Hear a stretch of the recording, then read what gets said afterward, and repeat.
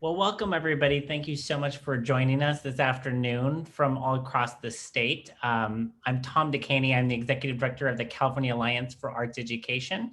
I'm based at my home in San Francisco, although our offices are in Pasadena. And it's a great privilege to honor you all today and welcome you all today to our session on rural arts education strategies. We've got a great panel before you, and we're so happy to be partnering with our colleagues at the California County Superintendents Arts Initiative. So I want to thank Sarah Anderberg and all of our great partners for working with us on this session. And it's something close to my heart growing up in rural Minnesota, and knowing that public education, particularly in this challenging moment, is really facing many challenges, but particularly rural communities as we overcome the barriers to accessing technology. So I'm hopeful that we have some great expertise here today to be able to help us all navigate this really challenging moment. With that, I wanted to say a little bit about the Alliance. We are the statewide policy and advocacy organization challenging a high quality arts education for every California student. And we've worked in numerous communities across California for years. We're in our 5th decade. So we're thrilled to have you all here today. And I want to start us off by acknowledging the land that we occupy. And I'm asking if we have, perfect, look at that. We have a slide here to help us all better understand the land that we occupy. In San Francisco, I know that I'm on Ohlone Ramaytush land. And we want to recognize the colonial history in the United States and in California. And what I'd like to do is ask everybody to click on the link, or either click this link and enter it into your browser, or to text your zip code to the number located on the screen.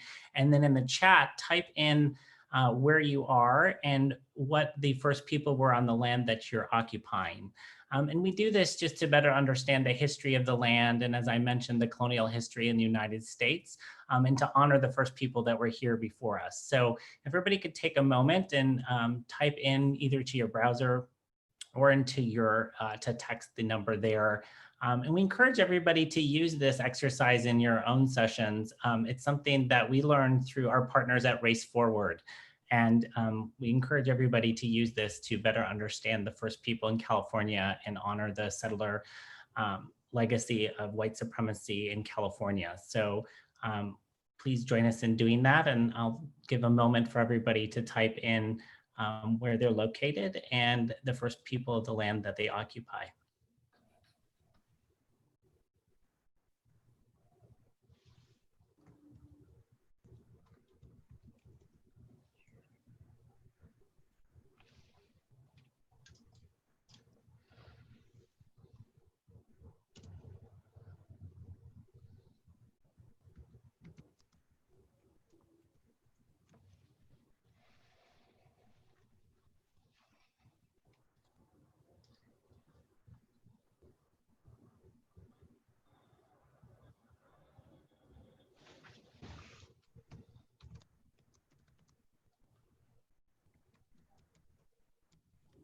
I'll just give another minute here for everybody to plug into the chat. If you're just joining us, we are acknowledging the first people of the land that we are on, and we're asking everybody to use the browser here on the slide, or to text your zip code to the number on the screen, and to type into the chat the first peoples of the land that you're on today.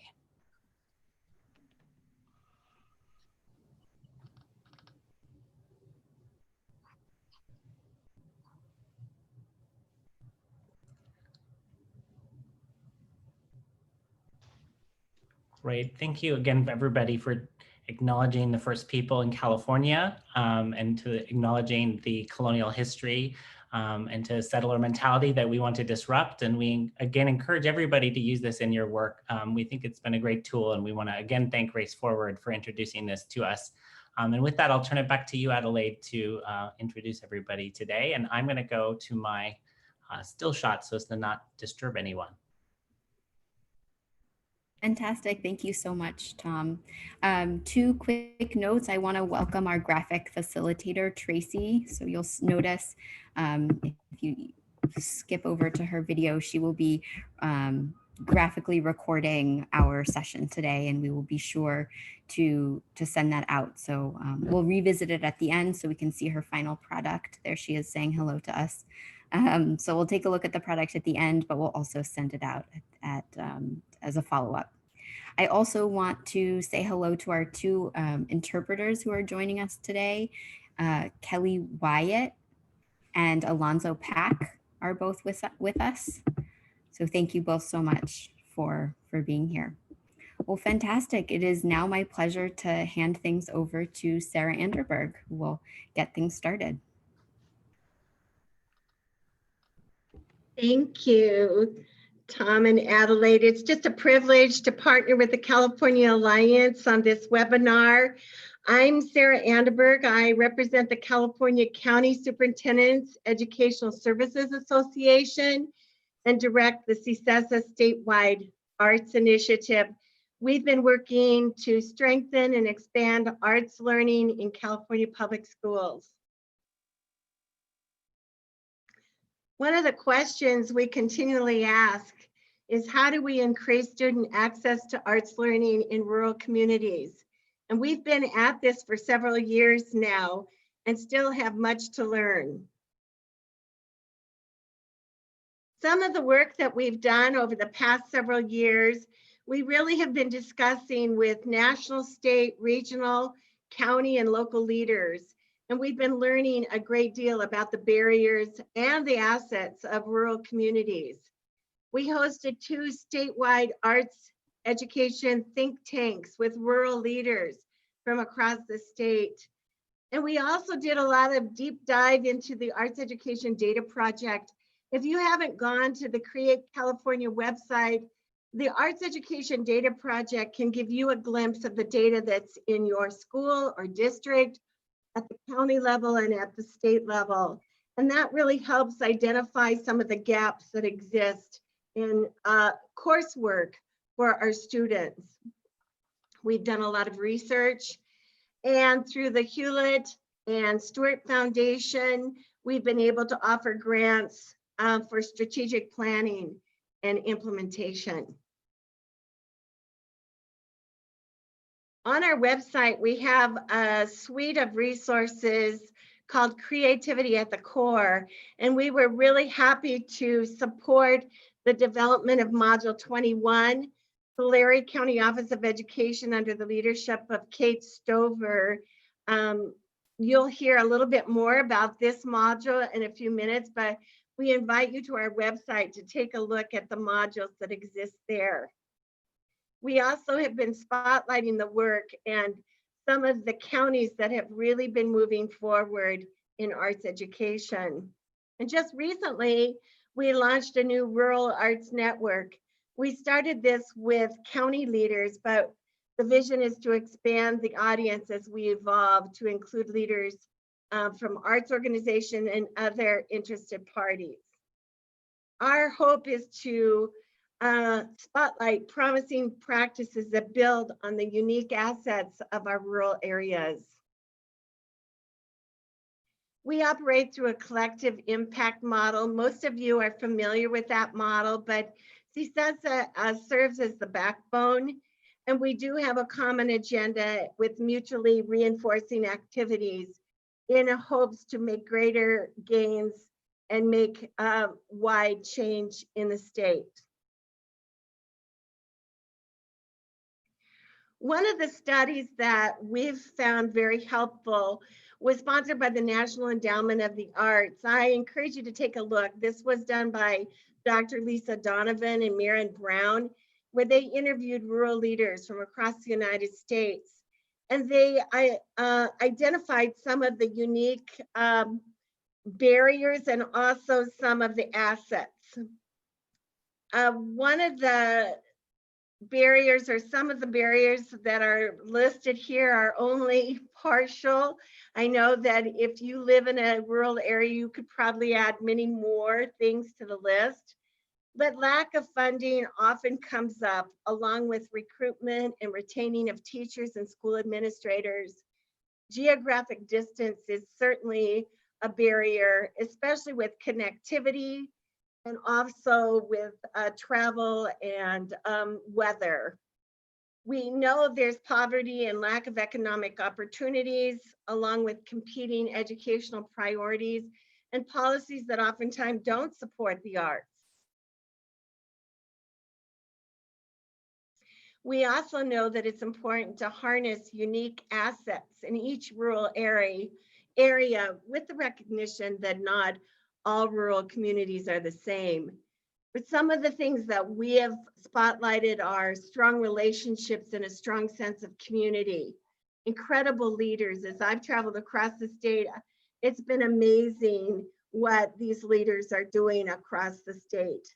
And there's a great pool of creative expertise and artistry, along with the unique and beautiful geographic features of rural communities.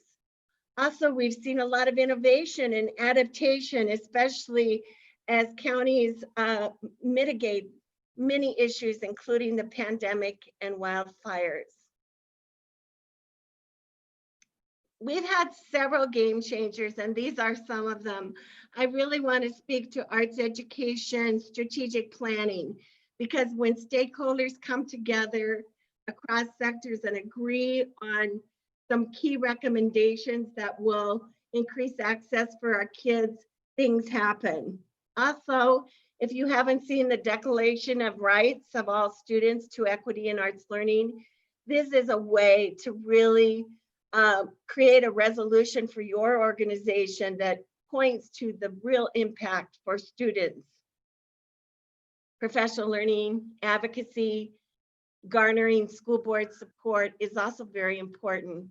And we know that the Alliance work in Arts Now communities has really moved the pendulum forward. Also, we know that it's important to involve decision makers and garner their support, as well as cultivate partnerships.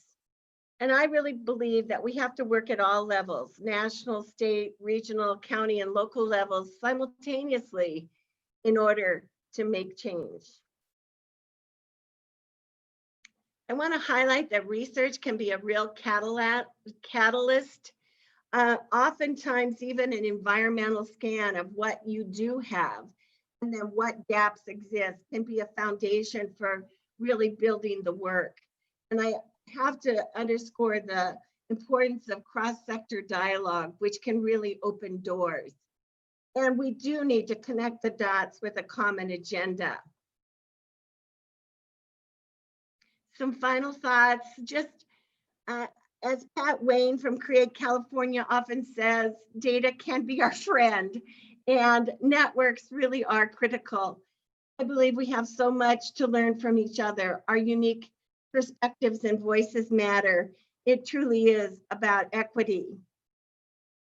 And I invite you, if you want to learn more about our work, we just published this publication, Counties on the Move for Arts Education, that highlights some of the models and the work that's happening across the state. So with that, it's my pleasure now to turn it over to Kate Stover from Tulare County Office of Education. Kate, take it away. Thanks, Sarah. Thank you for that warm introduction, and good afternoon, everyone. I would say it's nice to see you, but I can't actually see you, but I'm sure you're there. So it's lovely to have you here. So we're going to talk a little bit about what is rural, what makes rural, how do we become rural, what is rural? Oops, not that direction.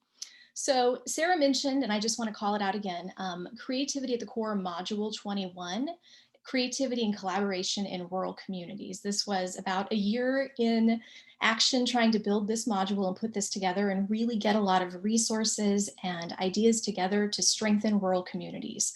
So what I'm going to talk you through over the next little bit of time, all of the resources that I'll share with you are housed in this module. So just know that you have this to lean on and to come back to if you want more information about everything that I'm sharing. So just a quick little project for you right now. Grab a scratch piece of paper, something you can write on, and I want you to consider for yourself, how do you define rural? When I say the word rural, what do you think of? You might think of trees, cows, agriculture, not very many people, small communities. far from things. If you're Stacy, we will laugh about you being in Canada because you're so far. How do you define rural? Whatever picture is that you have in your head and whatever that definition is of rural that you have, I want you to hold on to that and think about that while I walk you through these next couple slides, because I think you might be surprised about what the definition of rural really is and what it really could be. So I'm going to tell you a little about myself. I'm from Tulare County, from the Tulare County Office of Ed, fourth generation Tulare County born and raised in the heart of the Central Valley, Southern Central Valley. This is where we are, just to put us on the map literally. Couple facts about my county. So we were incorporated in 1852. Our county is 4,839 square miles, which includes all of the land and all of the water. We have 460,000 plus residents, probably more than that now. And we have over 103,000 students. So with all of that data is our friend, right? With all of that data and all of those statistics, think for yourself for a second. Is Tulare County rural? We'll see. So when we think about rural, there's two definitions to consider. One comes to us from the US Census Bureau, which I hope you all took your census this year because it's really important. So the US Census Bureau gives us one definition. We'll talk about that. The second definition comes to us from the National Center for Education Statistics, which is part of the Institute of Education Sciences, which is part of the Department of Education.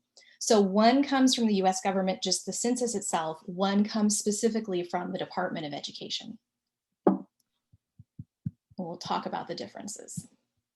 So according to the census, what is rural? Well, the Census Bureau defines rural as any population, housing, or territory not in an urban area. Okay, but what is an urban area? Well, they define urban areas as two different types of geographies. So there's urbanized areas, which have a population of 50,000 or more.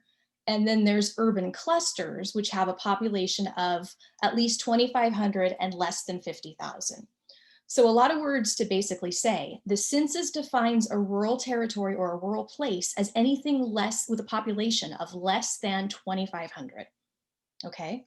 So census less than 2,500 people, you're rural, according to the census.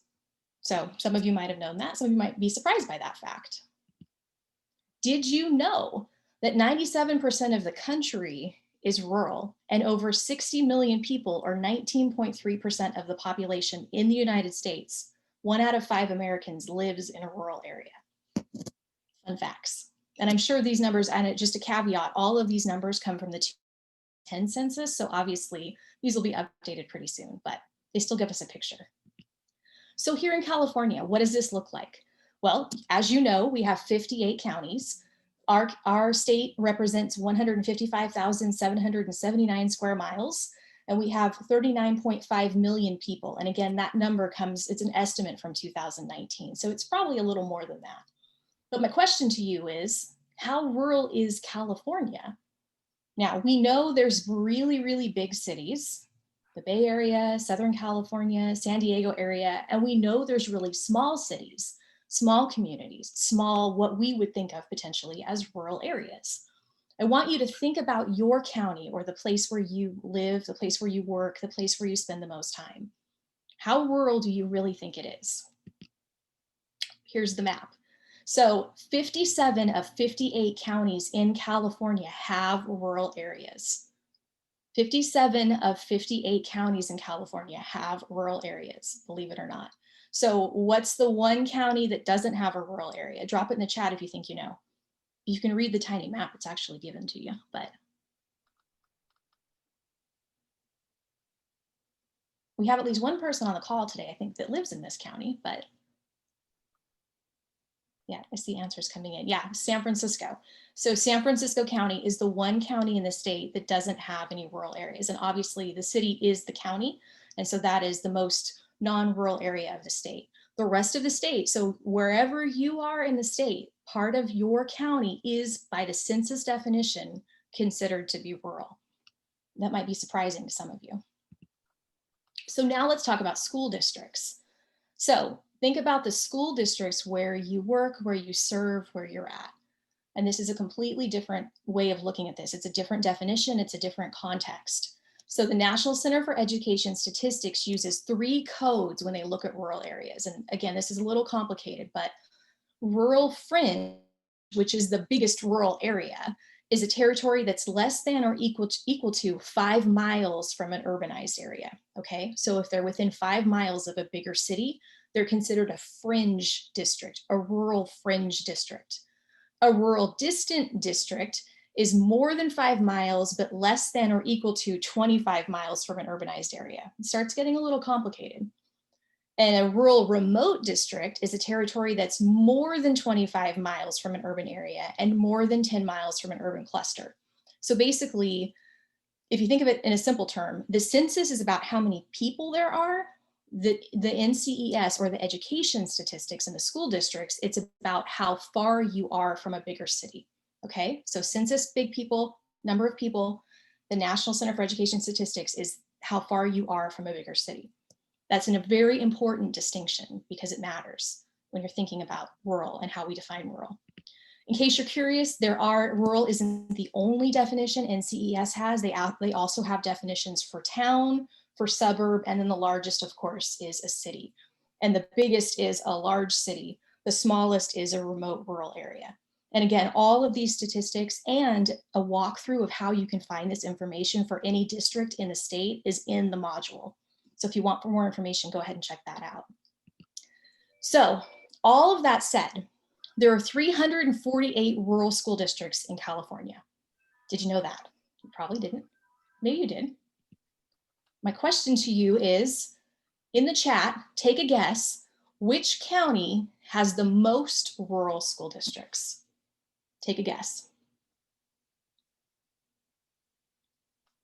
The most rural school districts.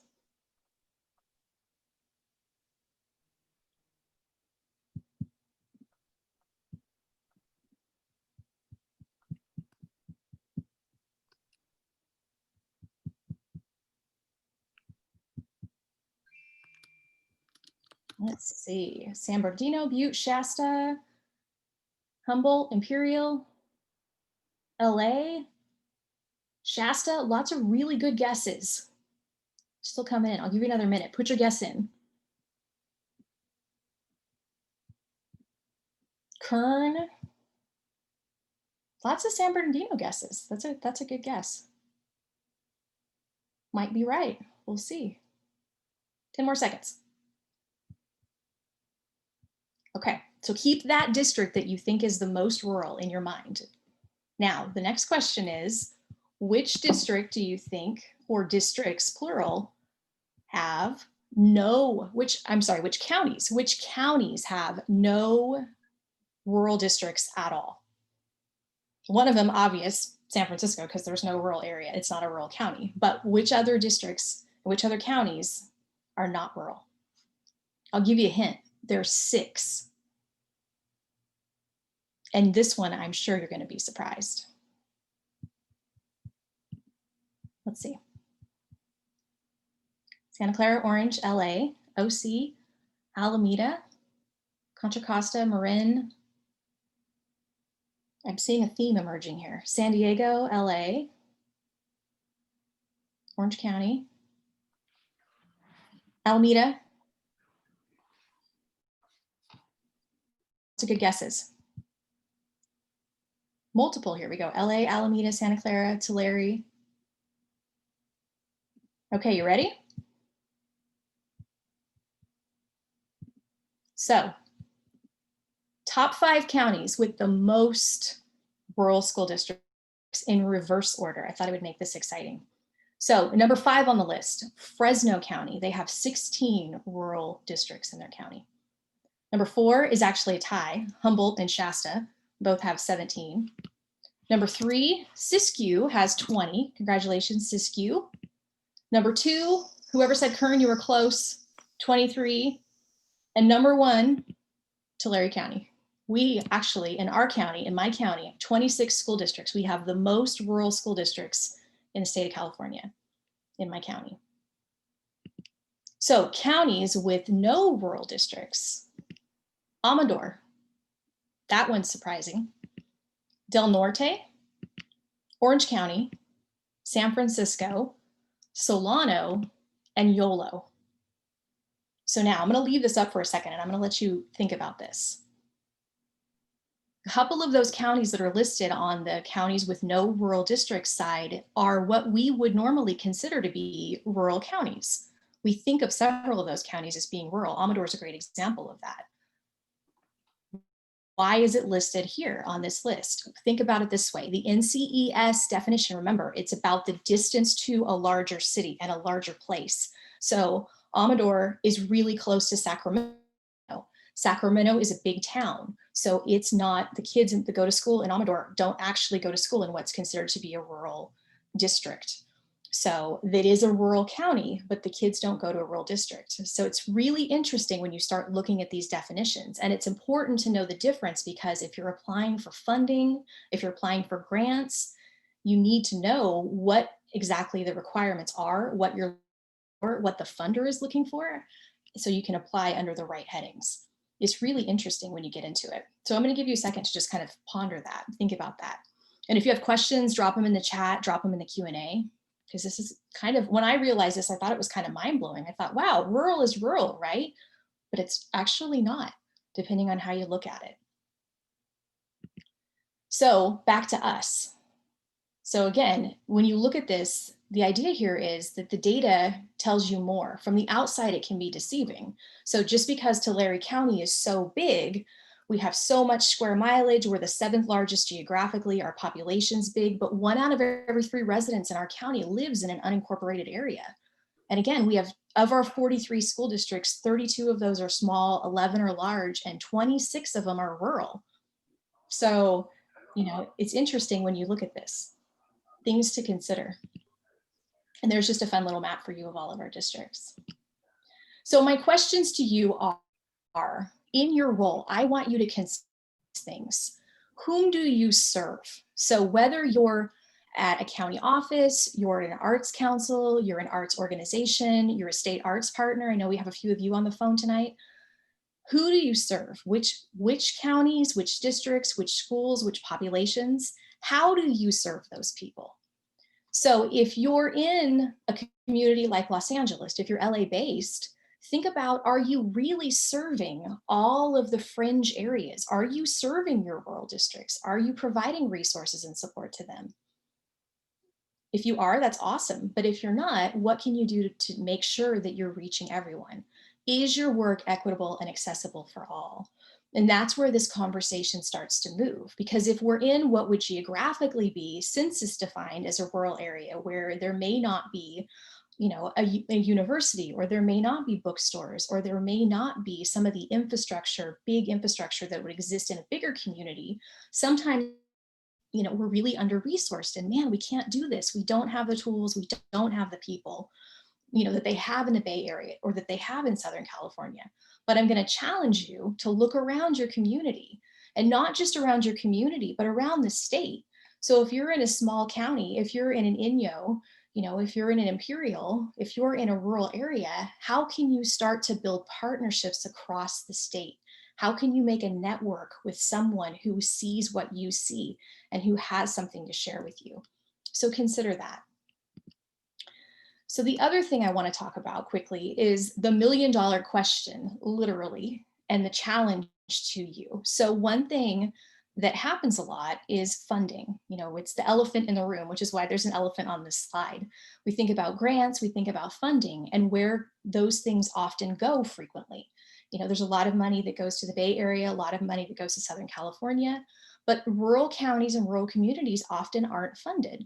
You know, there's grants that don't always exist. So how can we start to encourage more people to bring funds, to provide funds, and to encourage growth in our rural areas? So my challenge to those of you who are in a position to provide funding and to provide grants is to consider funding rural areas. How can you start to look at this global perspective of school districts, of populations, and really consider the needs of everyone to make it accessible for all? So where do we start with all of this? It's great, it's interesting, rural, that's cool that there's a couple definitions, but if you really want to make a difference in your community, wherever you are, whatever your place is, whatever your role is, where do you start? Love this quote: start where you are, use what you have, do what you can, from the great Arthur Ashe. So think about stakeholders. Again, think about the people in your community. You know, I love Mr. Rogers' neighborhood. Who are the people in your community? Who are the people who have a stake in your enterprise, who have a stake in the game that you're trying to play, whether it's education, whether it's your community arts organization, you're a symphony, you're an orchestra, you're some, you know, whatever it is that you're doing, who are the people that have a stake in that? So I want you to take just a minute and brainstorm. Who are those people? And I like to say, who do you know, who owes you a favor, and who likes kids? Okay, who do you know, who owes you a favor, and who likes kids? Who are the people you can invite to the planning table? Start making a list, their name, their title, their organization. You know, if it's somebody who plays soccer with your daughter, you know, write their name down. If it's somebody that you know, see every once in a while, you know, you're in a fraternal organization with them, write their name down. If it's an uncle, cousin, family member, whoever it is, you can tap into that. So I'm going to stop talking and just give you a minute to start thinking, who are the people that you can connect with in your community?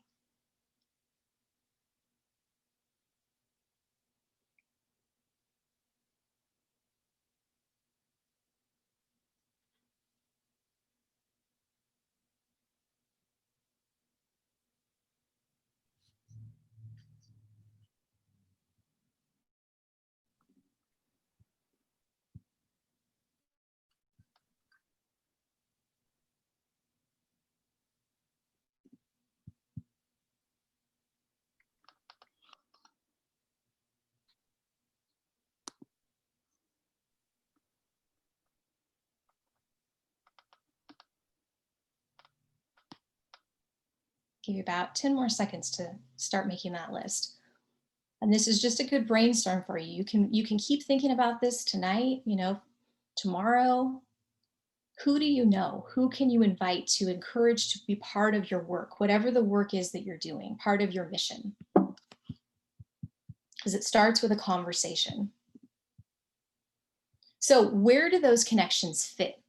Let's say you have an uncle who works for law enforcement. You know, he would be really good. You know, he'd be a good person to bring in to work with your students. Maybe he's a musician and he plays the violin, and he can come in and teach students in your community, you know, sing a song. Where do those people fit in this network? We've created this sector map. It's 20 different sectors, and it's not the totality of all sectors that exist in a community, but there's 20 different areas to consider. And obviously education and arts are at the top, but when you start coming down the list, there are more sectors than you probably have thought of. So health and human services is a great place to look. For example, in our community, when we did our strategic arts plan, we reached out to our Health and Human Services Agency and our Suicide Prevention Task Force, because we have really high rates and a need for that service in our community. We had someone on our strategic planning team from day one, moment one, and they were really involved in the work. And because of that partnership and because of that relationship, now we've been able to continue growing our programs, and we have a lot more arts and mental health and social emotional learning infused into our schools, all because of that partnership. Business and industry is another great example. So if you have those second two go together, so if you have a workforce investment board, if you have an economic development corporation, jobs, I mean, every community, every company that's out there, you know, people need graphic designers. They have someone who can share, you know, how the arts impact their work and how creativity makes a difference in the economy, right? So if you can tap into these industries, if you can tap into the workforce, bring those people along and say, hey, can you help us? Can you come speak at our school? Can you come work with our arts org? Maybe they have grant opportunities. Maybe they have internship opportunities for students. I mean, that would be amazing. Tribal government, of course, that's a huge one. Fire, EMS, law enforcement, that's something we don't often think of. But again, they have needs and they have services and supports, you know, ways that we can infuse the arts into those places. Transportation, we have representatives from our local transportation council on our arts council, on our local arts council. And so it's kind of an interesting mix, because we're talking about transit in the town and you're thinking, well, how does that connect to the arts?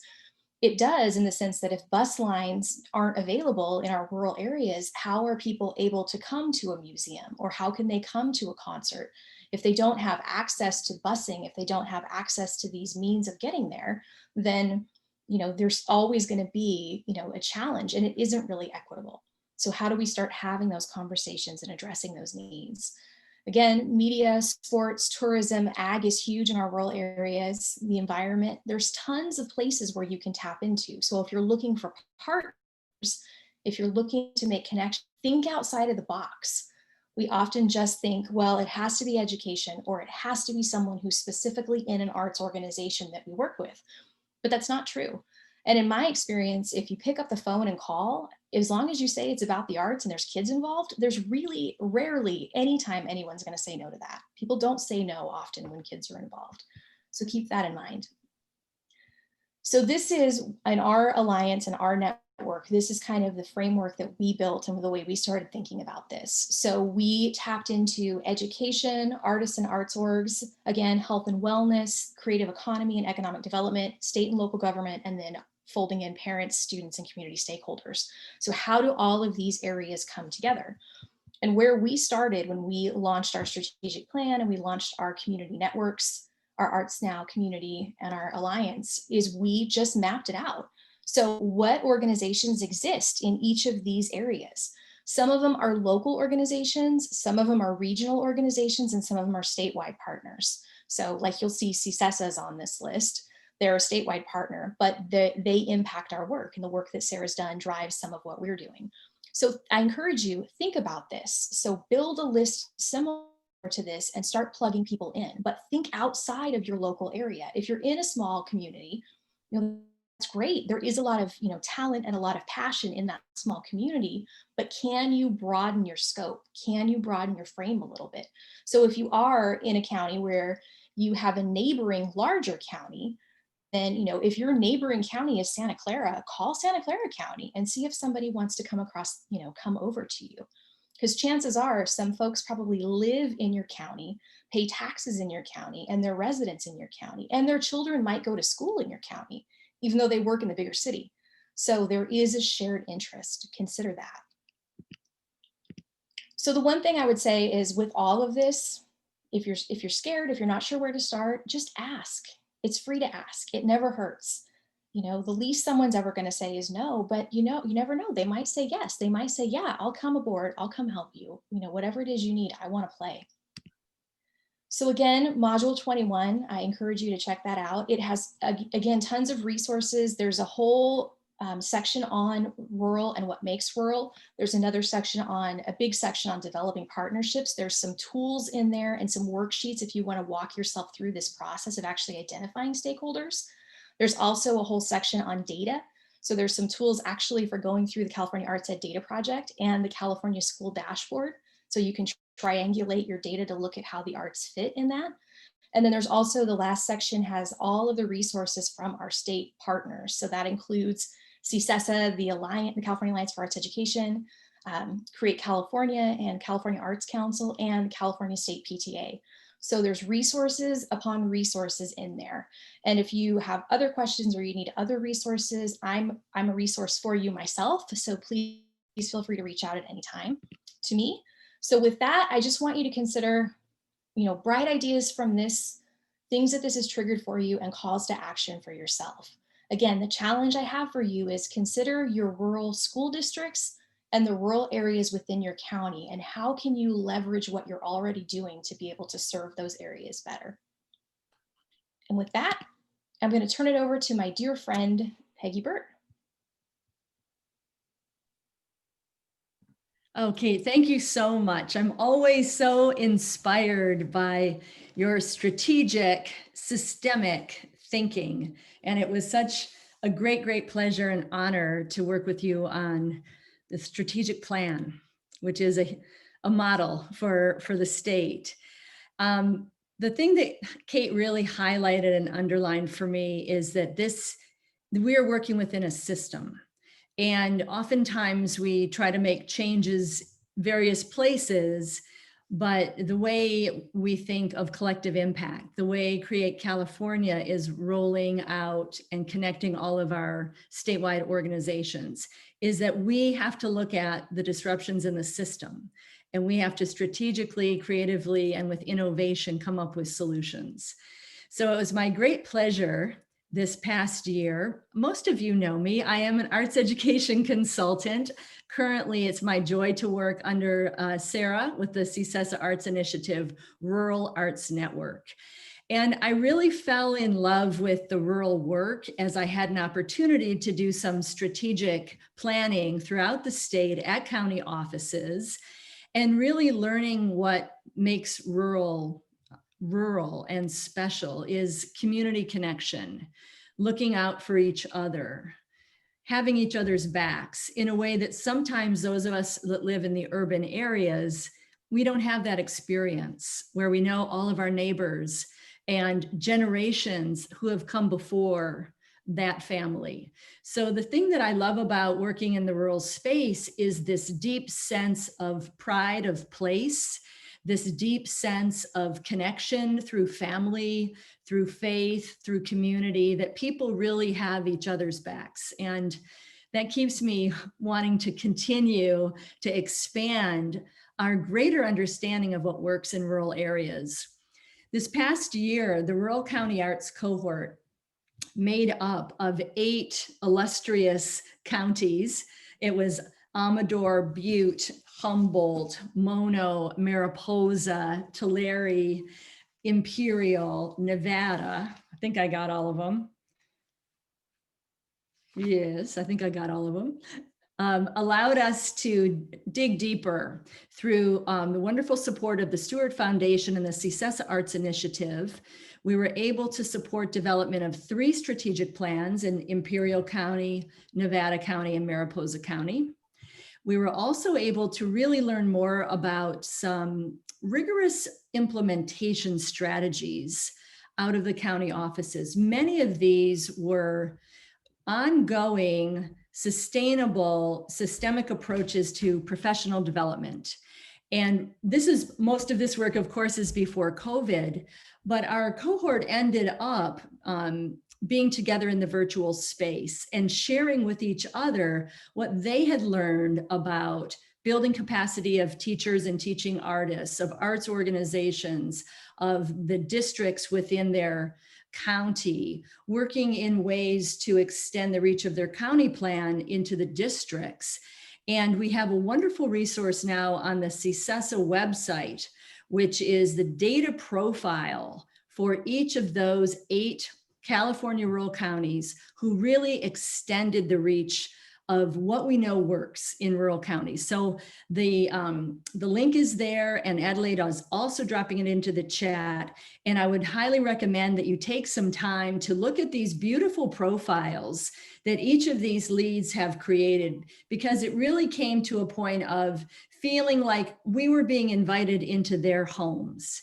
And we talked about why they love where they live, what makes their place unique and special in the whole landscape of California. And you really will fall in love with these counties as you delve into their profiles. So this is the URL there, csesaarts.org in rural arts. So that's the Rural County Arts Cohort, and that's on the CSESA website. It is my great, great pleasure to move us into the part of our session today, which invites panelists, 4 leaders: Kiana Givens-Jarvis from Imperial County, Deanna Fletcher from Humboldt County, Tim Taylor, who is with the Small School Districts Association and is the former superintendent of Butte County, and finally, Brian Buckley from Nevada County. All of these leaders have incredible background and experience of being part of the fabric of the rural community. And so I'm going to have a framing question for each one of the panelists, and then give them free rein to talk about what's really on their heart as they work in rural areas. And we're going to give you 2 to 3 minutes of reflection time after each person speaks. Sometimes I know in webinars, we have so much information that is being thrown at us, and we don't really have a chance to be mindful and process that information or even to take a breath. So after each one of our leaders share, you'll have just a couple of minutes to jot down notes, put things in the chat if you have questions, or for me, most importantly, what was sparked in you when you heard the story that was told by one of our leaders? So I'm going to invite the wonderful Kiana Gibbons Jarvis to share. It was my great pleasure to get to know Kiana through the Rural County Arts cohort. And she is a treasure in our ecosystem. So Kiana, over to you. Peggy, thank you so much. Are you going to pose that question or? I am. Thank you for the prompt. My question for, I know, we rehearsed it so much, I forgot I had to ask the question. So I'm going to ask Kiana about, you heard Sarah mention that strategic planning is really a game changer in the rural areas. How has the strategic planning process and implementation played out for you in Imperial County? What are you seeing as a result? What are the changes that you're seeing? And if you'd like to touch on SEL, I know that's something that you're really passionate about. It is. And hi, everybody. Thank you for having me. It is a pleasure to get to share my story with you all and the story of our county. Rarely do I read, but I wrote it down because I have just a moment in time to kind of capture this wonderful experience. I would say that tending to social and emotional aspects when bringing the stakeholders together, that was the main strategy for creating the process that was fulfilling and instructive and inspirational.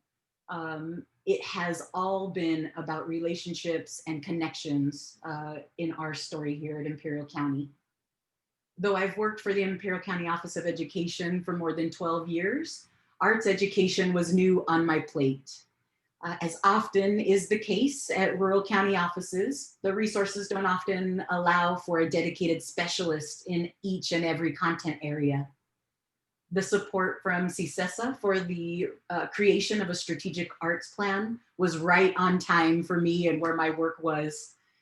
We were provided with a planning coach to guide our stakeholder group through the planning process. Leveraging existing relationships was my main recruiting strategy.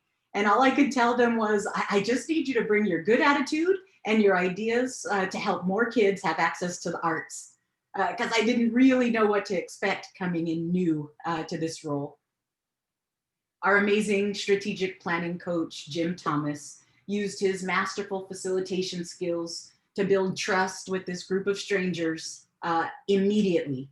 The 7 norms of collaboration became our anchor for how we communicated as we shared our various perspectives and experiences about the arts.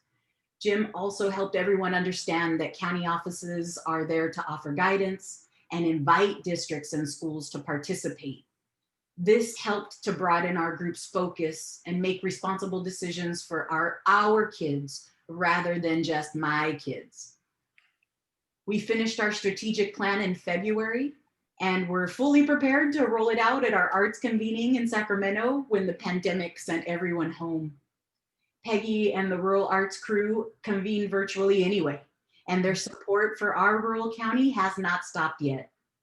Because of relationships forged through this strategic planning process, the launch of the Rural Arts Network is expanding to have more COEs be able to participate. As the work with Jim finished up, we were connected almost immediately with Adelaide and the California Alliance for Arts Education, and now we have become partners. But through the support of the Alliance, our strategic planning team will now roll over and become our Arts Advisory Committee as we shape and mold the plan to fit this moment in time. We've partnered with Louisa Higgins from Riverside COE to bring elementary professional development to Imperial County teachers. Our Region 9, and that's Orange County, San Diego County, and Imperial County, We've rekindled our relationship, and as a result, we are, planning to roll out to superintendents together. The arts ecosystem in California can be a complex system to navigate, but with Kate's help and CISESA and the Alliance help, our county has had a guided tour of how they're all connected. And I think the most impressive thing is the collaborative nature with which all of these organizations work together, with students and equitable access to the arts as a common and unifying factor. So to close, the product was the reason for our stakeholders to come together, that strategic plan, and our social and emotional connection through the process is what will keep us and our new friends coming back for more. Thank you for letting me expand on our story. Oh, Kiana, that was wonderful.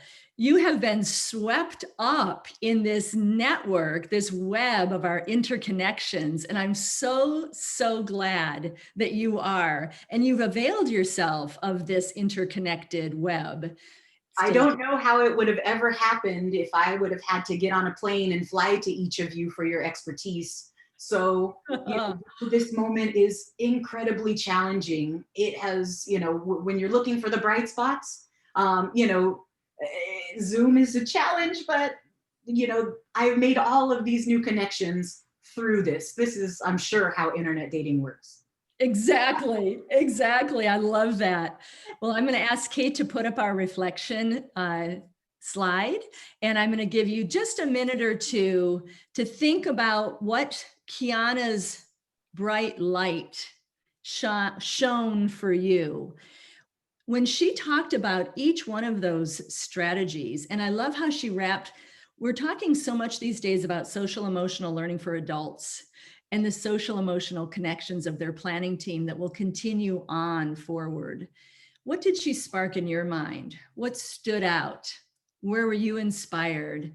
And what of those strategies that she named could you apply right away? Go ahead.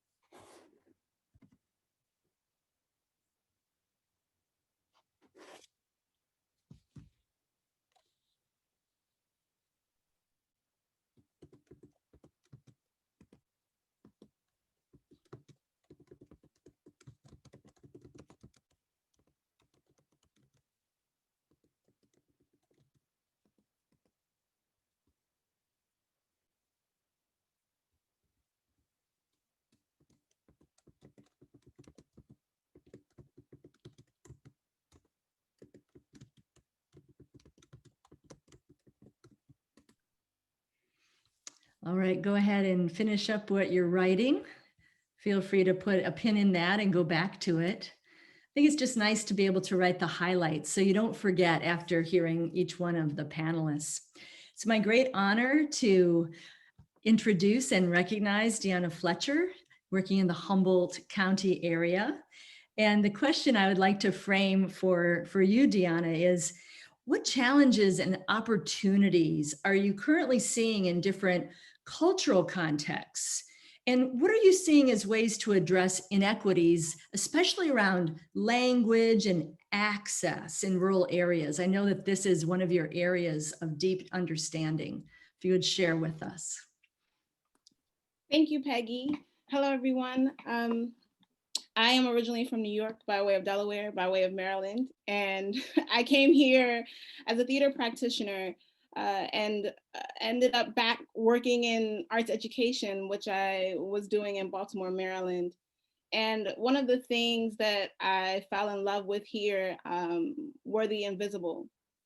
I am a Black woman at those two intersections, and as I delve into Humboldt County's statistics, I learned that there is a 2% population of Black students here, of Black people here.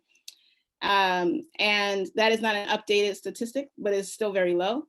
And then I started to delve into the other marginalized and disenfranchised bodies here. There is a 83% white identifying only population here.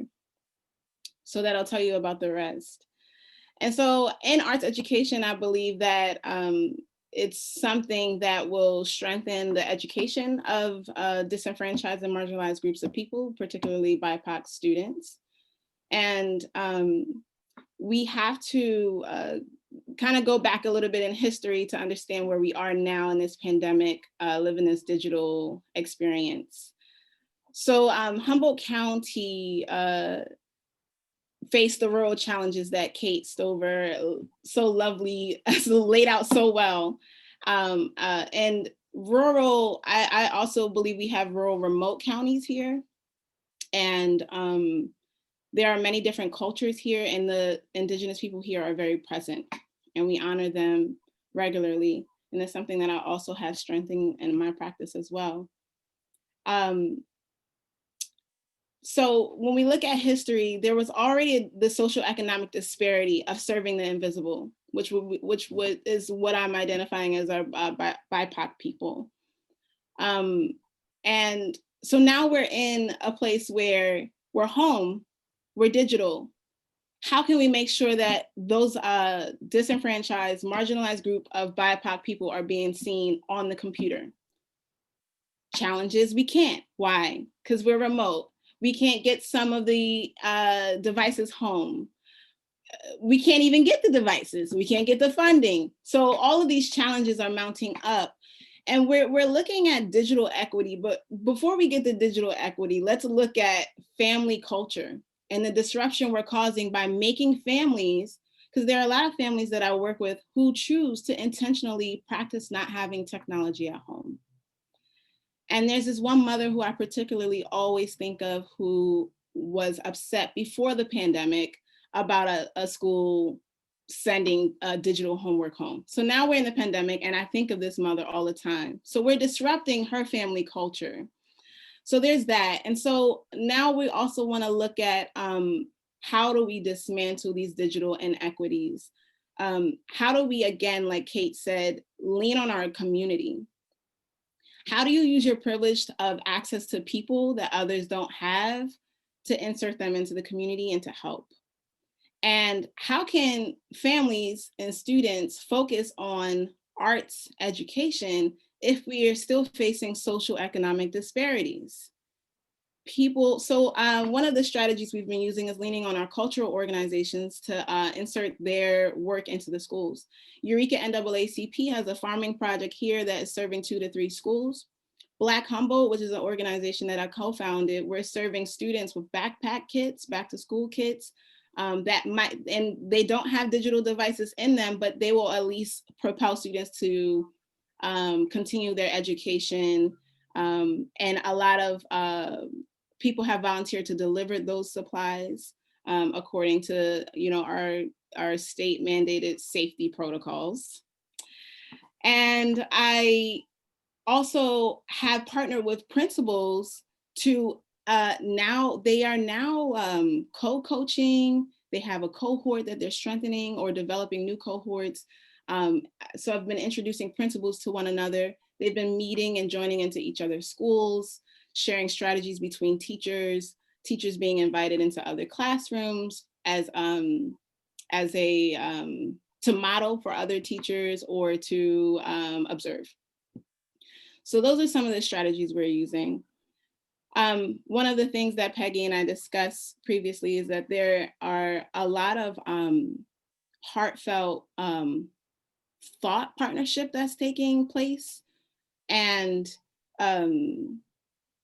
that is not necessarily around strategy. It's around how can we think outside of the status quo? How can we, despite the systemic problems that we're facing, help each other to have Zoom or Google Classroom management, cue cards. How can we get students to be creative and use the things in their home to play dress up and role play and critically think about how their costume pieces create a character in history and time, or a new character, to be innovative, because those innovations lead to us ultimately being able to speak to each other in society, and no matter what role you take on, And one of the other things that I also like to point out is the data in rural areas, and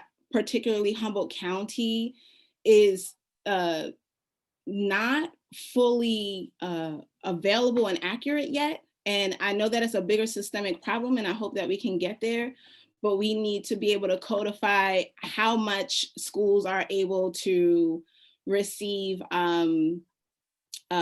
arts instruction, arts education, and whichever medium of arts, because we're not there yet. And so we're still in this place of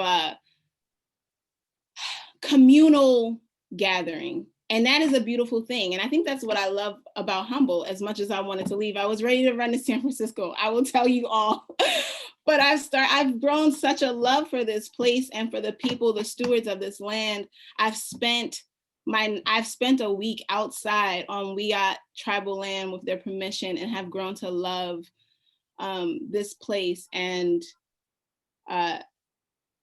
I recognize that as much as we operate in a systemic structure, and someone who is a product of inner city schools, that I find beauty in community. And I hope that we can start as a nation, lean on each other more and less on high, and have our influence our higher power structures to transform, and also have a communal mindset. So that is my piece, and thank you for listening. So inspired by you, and your love for that community is so visceral, and your energy. They are so fortunate to have you there and part of the fabric of that community. Thank you. Thank you. I'm going to put up the reflection slide for a minute.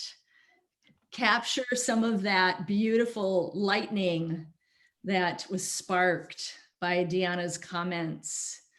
I especially was taken by this idea of principals leaning in with other principals more through the digital means, and teachers modeling for teachers, observing, giving each other feedback, maybe in a different way than when we were in real life.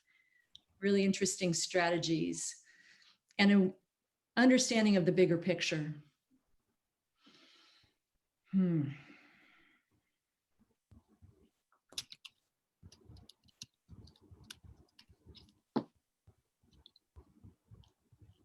Feel free to put anything in the chat if you want to share it more broadly.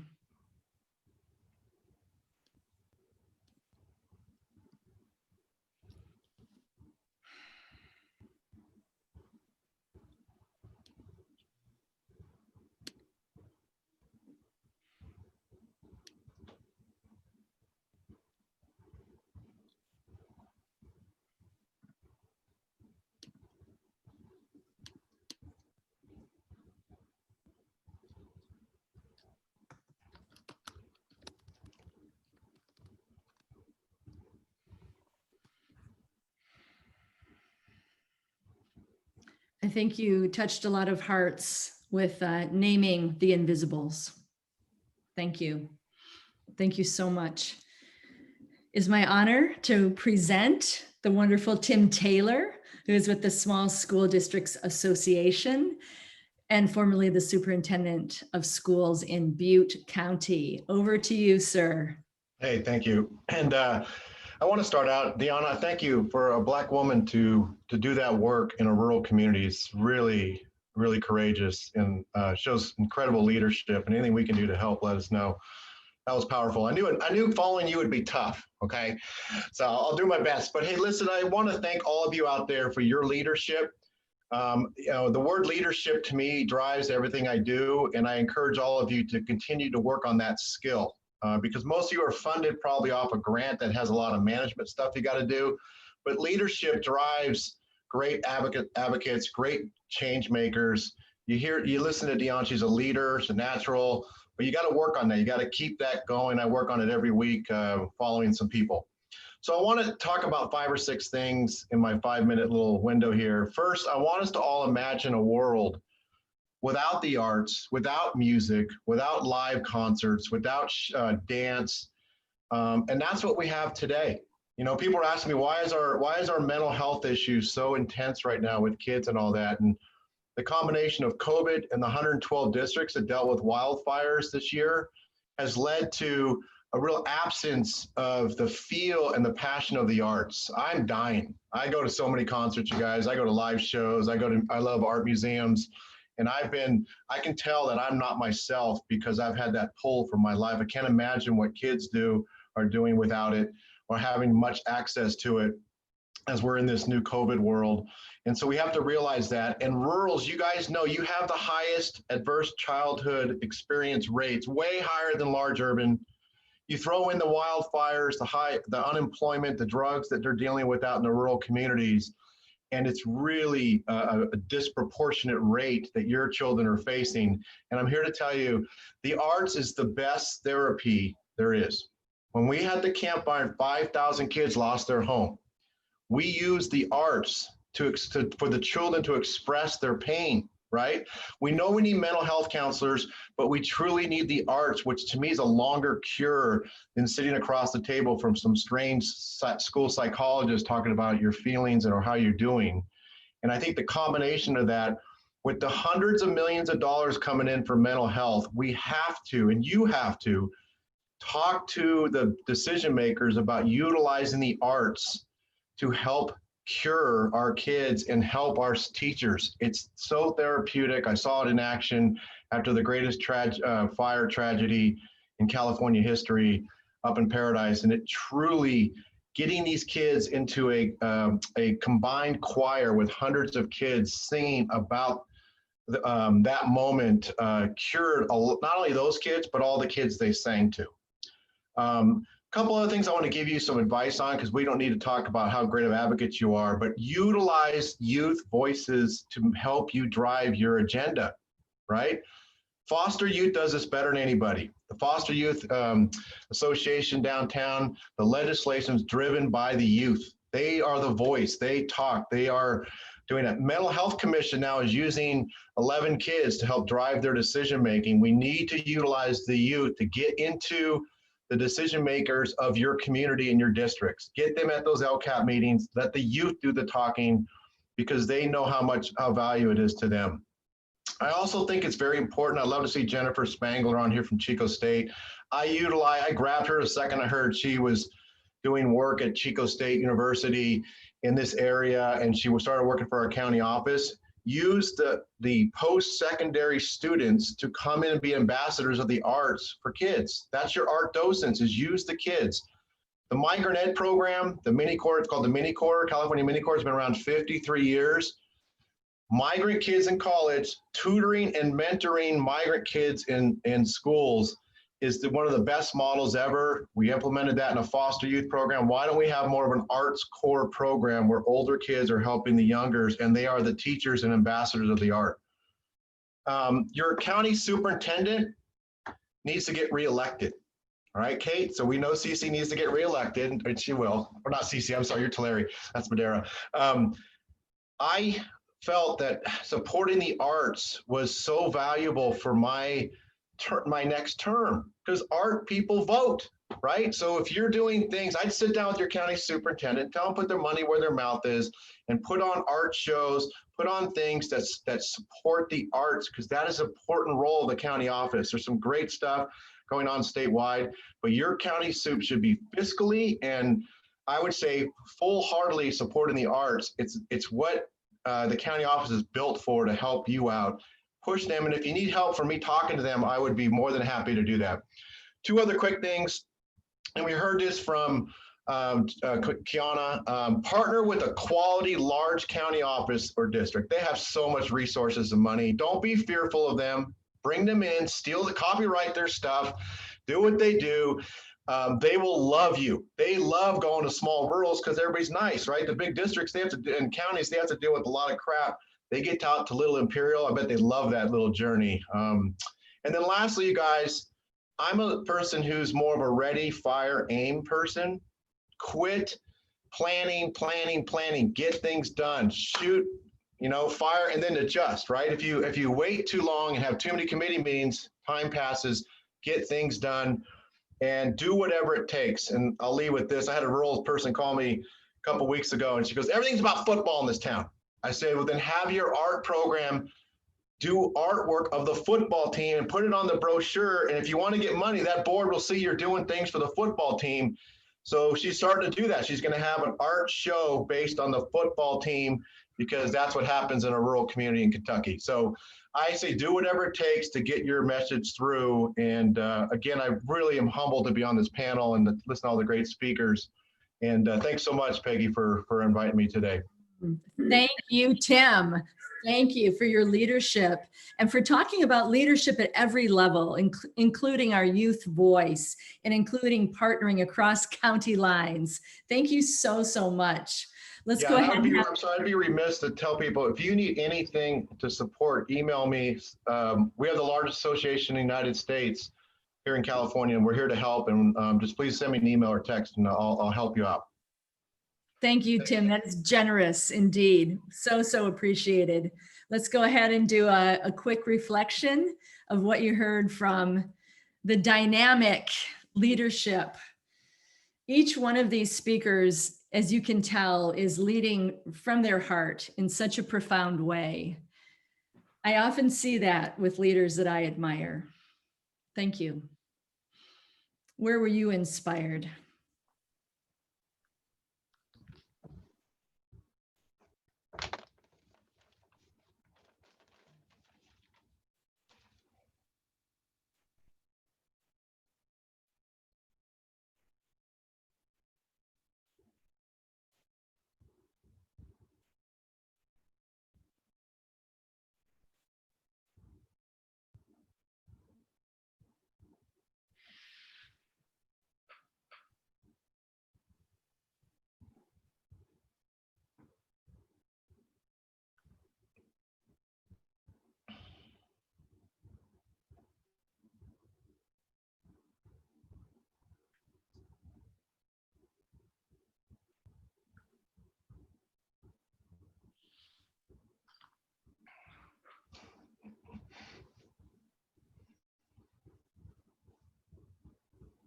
All right, let's go ahead and move on to Brian. And I've asked Brian to tell us a little bit about his work with partnerships. Kate has given us a wonderful frame of thinking about how we can strategically partner and leverage our success through partnerships. So I want to invite Brian to talk about his story. Brian Buckley is from Nevada County. Right. Well, thank you, Peggy. And as has been said and shared by all the panelists, it really is an honor to be part of this group and be with all these passionate champions of healthy youth and healthy communities and building those things through the arts. For me, I'm a very obviously retired administrator, school administrator. And for the last more than a decade, I've been part of the Arts Council. In fact, I started with the Arts Council while I was still working as an administrator, but kept up in retirement because everyone needs a hobby in retirement, right? So I would like to say that, yes, I think we have a lot of very healthy, good collaboration relationships in Nevada County. And I think they're very reproducible. I think obviously there's some individual context, but I think they could be reproduced many places and are being reproduced many places. Like to set the stage a little bit. All of these relationships, it's a years-long process, trial and error. There's failure, but the practice of art teaches us that failure is just part of the process on the road to success. So starting several years ago, with the help of the Alliance, we had a stakeholder meeting, And from that, we formed an arts education leadership group. It included the county superintendent, district superintendents, arts organization, EDs, and members of the community. And to be blunt, nothing came of it, and the group disbanded. But we learned from that. And what did we learn? Well, we learned what everybody knows. Educational leaders are very busy generalists, and sometimes the most they can honestly give is verbal support and a green light. Their staffs are all busy, and it's likely that somebody else is going to have to step up and create concrete actions. The second thing that we learned is that you need to assume that you're going to have to educate people about the value of the arts and the value of an arts organization, in our case, the Nevada County Arts Council. We had to become a solution partner with the county schools, and not just a giver of great ideas and wish lists. So as one person put it, we need to instead of asking students or asking schools to save their art programs, we need to be talking about how art programs can save the schools. So the first thing we did is we began providing programming directly to schools through CAC grants, such as Artists in the Schools, Youth Arts Action, Jumpstarts, as well as other programs. One exciting example of which is the Dream of Difference program. That's a poetry sharing project connecting students in small isolated areas in Jordan, Palestine, Malaysia, Zimbabwe, the UK, and now the US. Second, we did a State of the Arts report that reviewed the arts opportunities and practices in all the public, including charter schools, under the umbrella of the County Office of Education. The study was shared with education, arts, and community stakeholders. And third, we offered grant writing assistance to the county office, and we also shared any professional development opportunities that we became aware of so that they could share it with staff as well. We also provided trainers and workshops to the county office when they were doing professional development days. Finally, we actually helped with organizing and providing programming to the Nevada County STEAM Expo, a program envisioned by the superintendent of schools as a combination science fair, math and robotics competition, along with art exhibitions and demonstrations. In fact, the highest honor for a participant in that, student participant in that event, is the Da Vinci Award, which is given to the most creative, rigorous, and well-presented project. The STEAM Expo has really become a very popular event, attended by over thousands of people at the fairgrounds every year, at least up until COVID. 2 years ago, the new county superintendent, Scott Lay, reached out to the Arts Council for assistance in applying for a grant to develop a countywide strategic plan for arts education, something we're all very familiar with in this group. As you might imagine, that recently completed State of the Arts report was very helpful in applying for that grant. And once we began the process, the Arts Council was a major player in creating the stakeholder group that helped put the plan together. I have to note too that the county office has been a great shepherd of the process and is very interested in making sure it's not just another plan gathering dust on the shelf. And finally, as a prelude to one of the more innovative partnerships with the county office, our county office readily admits that the position of the arts coordinator or arts lead for their office is severely underfunded, very part-time. And rather than merely point out that fact and complain about it, the Arts Council has really partnered up with the county office, and we've begun a partnership that I'm not sure exists anywhere else to add hours to that person, the arts lead in the county office. The Arts Council contracts additional hours from that person to administer some of the grant programs operated by the Arts Council, such as Artists in the Schools and Youth Arts Action. Kim Ewing is the name of the arts coordinator, and we also partnered with the county office to write an arts integration training grant. And Kim is an essential key element to that, and she's engaged in providing arts integration training for teachers throughout Nevada County. Overall, it's a systematic and synergistic win-win situation because there's such a tremendous overlap of the goals and vision of both organizations. We still have a long way to go. The arts coordinator position is is still very part-time, and COVID has changed things so drastically that we've had to pivot and reorganize almost every program. For example, with the artists in the schools, we've gone virtual, and the teaching artists have produced teaching videos that actually the county office again partnered with us and contributed matching funds to allow these videos to be shown to used by teachers throughout Nevada County. And with one click, they can have these art lessons on a weekly basis that they can either do with their students online or through an at-home, distance learning packet. So despite the fact that we're not there yet, it's a work in progress. The synergy of mutual support between the County Office of Education and the Arts Council is really solid, and it feels like we're headed in the right direction, regardless of how far we still have to go.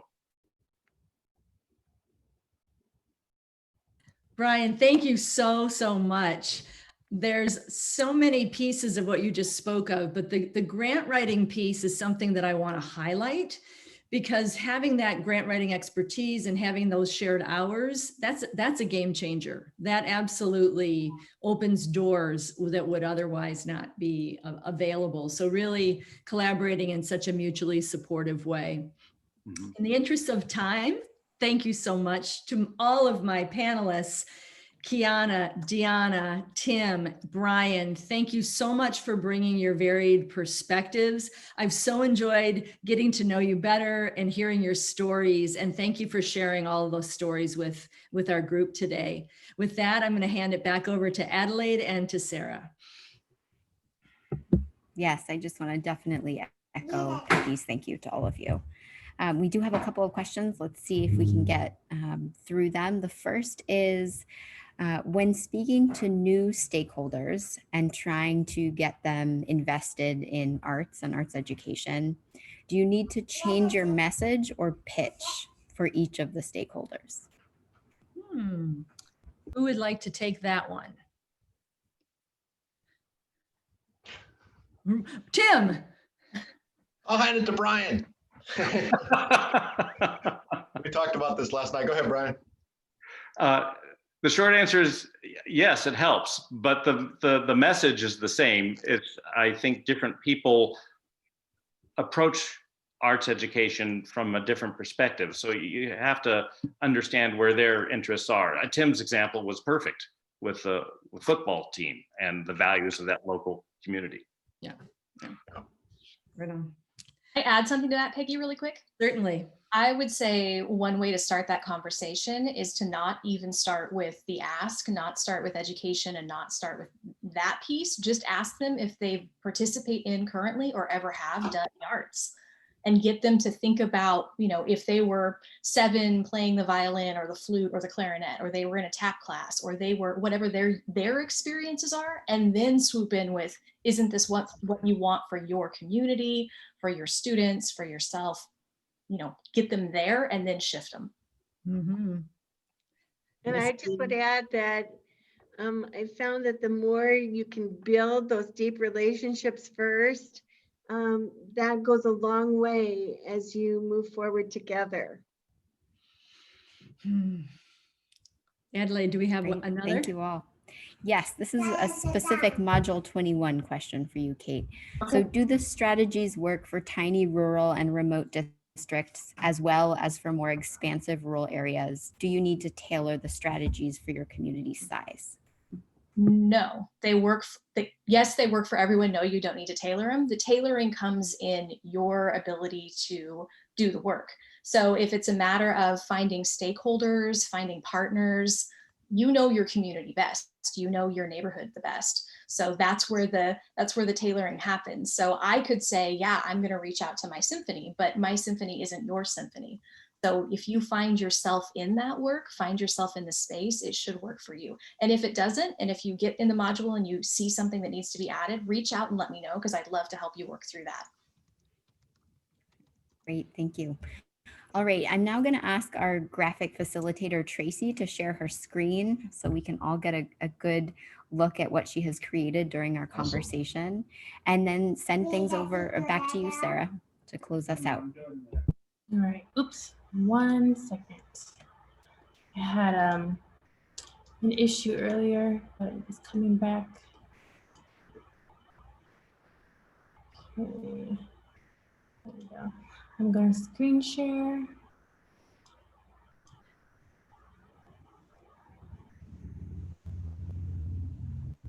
Thank you, Tracy. Wow. Wow. We covered a lot of ground. And remember, this is just Sounds a draft. amazing. I'll be finalizing it and sending it over in a couple days. So no screenshots, please. Oh, it's wonderful. Thank you, Tracy. Super Wow. There we nice. are. There we all are. I love So- the footsteps. As we reflect on just our time together, if you could just put either a reflection, aha, or one takeaway today, we'd really appreciate it. We're just so grateful that you could spend time with us. And we know this is a complex issue and we have a lot still to learn from one another, but we thank all the presenters and the panelists and everyone that helped us organize this. We've really benefited from this time together. We thank you. So we'll just wrap up with a few reflections in the chat, and then we'll send you on your way. It's you're probably getting hungry or needing to move on. So thanks again, and we'll leave you with just the reflections in the chat room. Kate has a contact slide that she'd like to put up if we can move to that one for our final. Great. I can't share while someone else is sharing. So if Tracy, would you mind, yeah, just pulling this down? And just so everyone knows, we will be sending around Tracy's completed work, so everyone will have a chance to see it again.